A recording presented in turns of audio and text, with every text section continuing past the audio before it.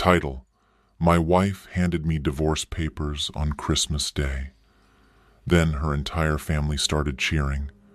But when she opened my gift, her face went white, because inside was...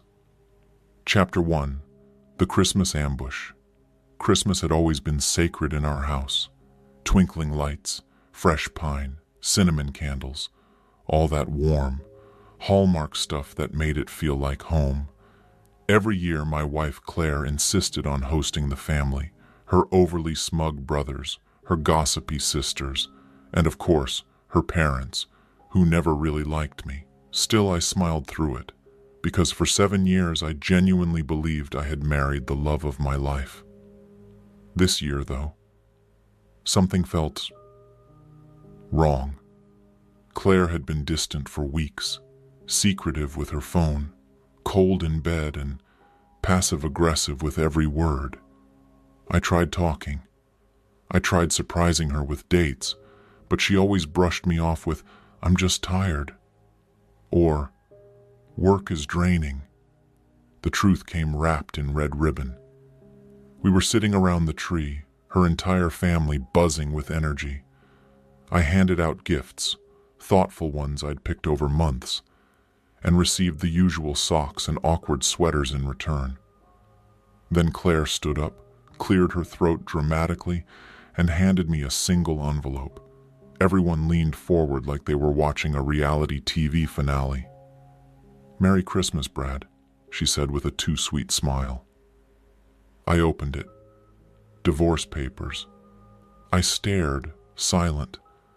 For a moment, I thought maybe it was a prank. Then came the laughter.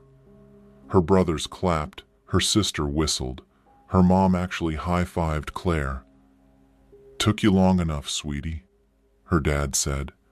They had all known, planned this. They thought I'd break down, beg her not to go, that I'd fall apart like some sitcom loser whose wife found herself.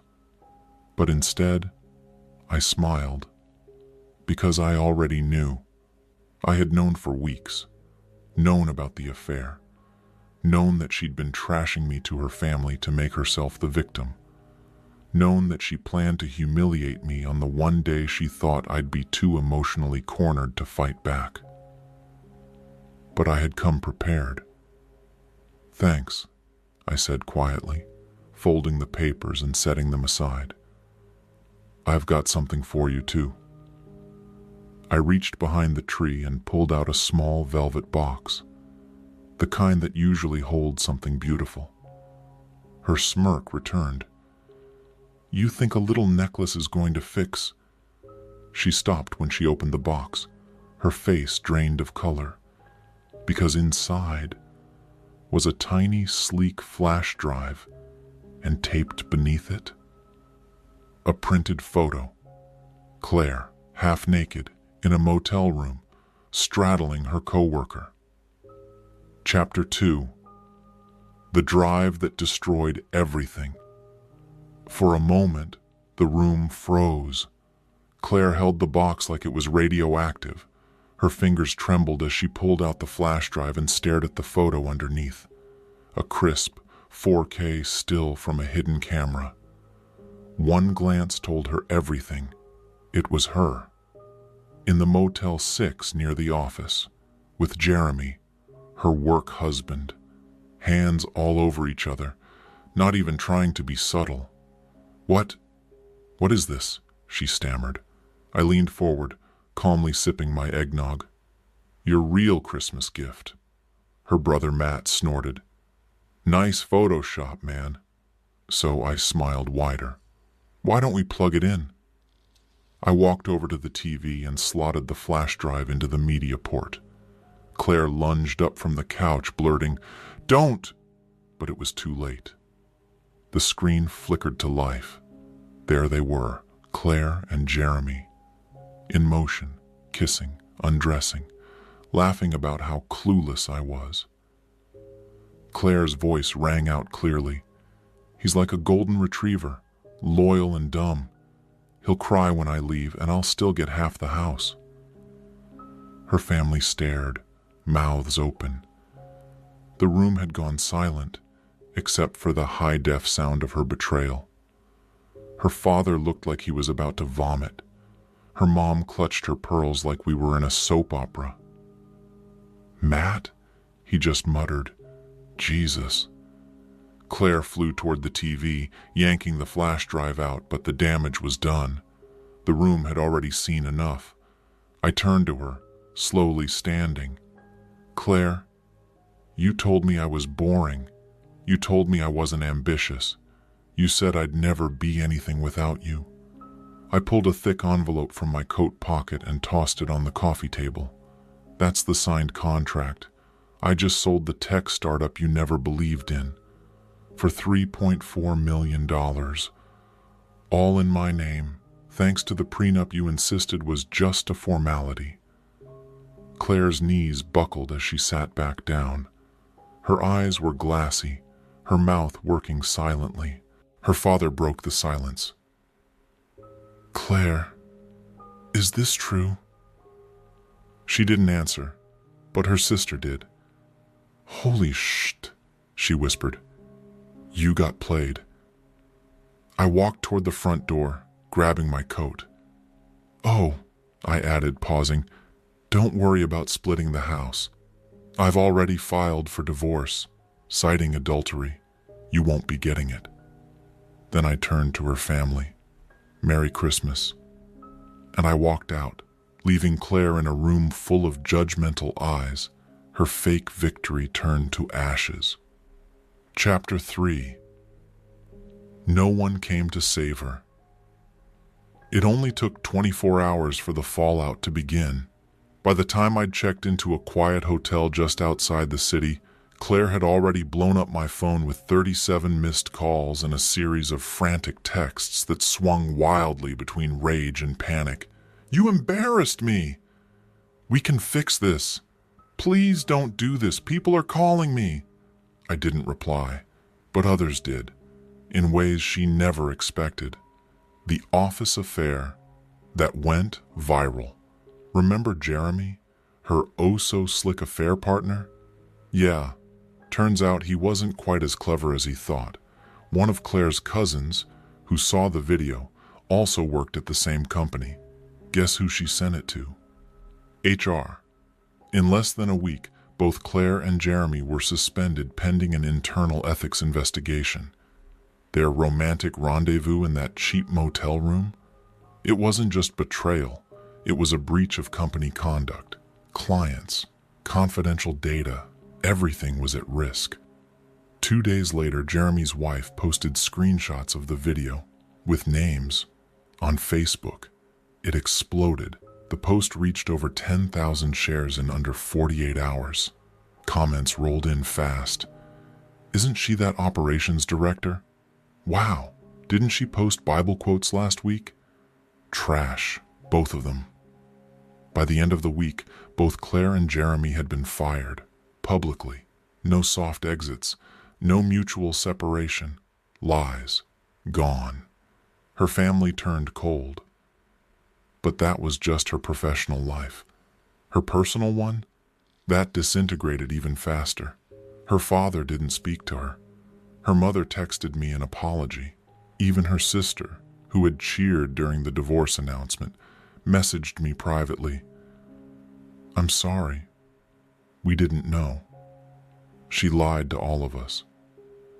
Claire was left with no allies. The same people who laughed with her just days before now pretended they barely knew her. And Jeremy vanished, blocked her on everything, changed his number, quit his job and moved out of state with his wife. Apparently, when everything hit the fan, his wife gave him an ultimatum: therapy, a move, or total exposure to his kids. He chose survival. Claire was ghosted, not just by me, but by the one man she betrayed me for. Now she sat alone, unemployed, unwanted, and publicly exposed, with every fake smile and cruel word she once uttered playing on loop in her own mind. Chapter 4. The knock on my door. It was a gray Sunday afternoon. I was making coffee in my new place, a modest apartment downtown, quiet and clean, with no trace of the past clinging to the furniture or the walls. The knock was soft, hesitant, but I knew who it was before I even opened the door. Claire. She looked like a shadow of the woman I'd once known.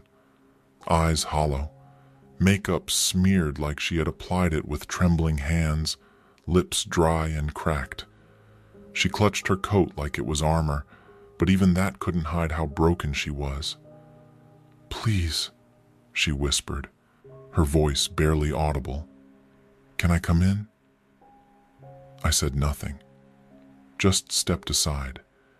She walked in slowly, her eyes darting across the room as if searching for pieces of her former life, some photo, some souvenir. But there was nothing here for her, nothing left. The final conversation. "I lost everything," she said, sitting down without being asked. "My job, my reputation, my family. Even Jeremy abandoned me. I've been sleeping in my cousin's basement. I have no one." I stayed silent. She looked up at me, desperate, eyes red-rimmed. "I know I made a mistake, the worst mistake of my life. But I swear I didn't mean to hurt you like this." "You didn't just hurt me," I finally said. "You humiliated me, lied to me, used me." Tears welled up in her eyes.